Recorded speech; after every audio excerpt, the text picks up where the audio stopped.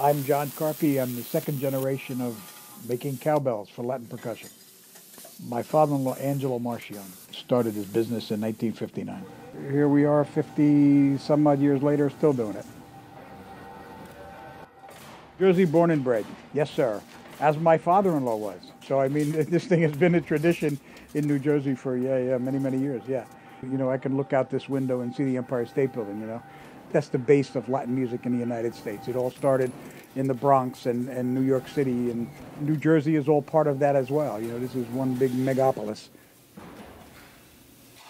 We make merengues, we make guidos, we make plexitones, we make duro beaters, we make torpedoes. We make about 56 different bells.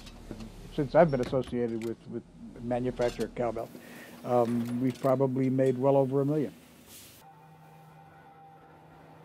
One of the mystiques in putting a bell together is the fact that there is a lot of hand fitting done. You know, there's a lot more in labor than somebody would think looking at that bell. And again, that's just an extension of the passion that these guys have for what they do, really.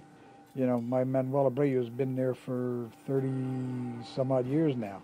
And average right now is probably about 22, 23 years. All of these guys, the most impressive thing for me is I got to use the word passion, the passion that they have for what they do. You know, our welders are some of the best there are in this part of the country. And I got to tell you, that's not just an easy bet. You go out and pick a welder and say, okay, this is what I want you to do. I mean, in some cases, we're TIG welding extremely thin material, which is not an easy thing. You know, not an average welder can do that. So it takes some time. Really what it is, what we're doing is, it's kind of machine to one point, but then there's a lot of manual fitting done in addition to that. And I think it's that blend that, you know, we speed up certain areas with machines, but then the putting together and the fitting and the sounding and everything is all by hand.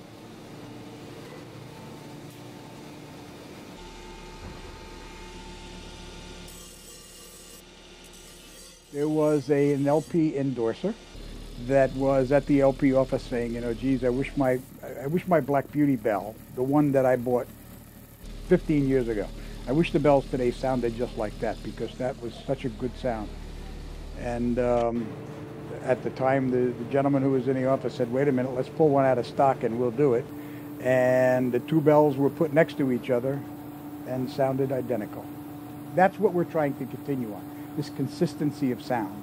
Because as an example, with that Black Beauty, that's the most recorded cowbell in history. I mean, listen, I love cowbells. That's all I can tell you.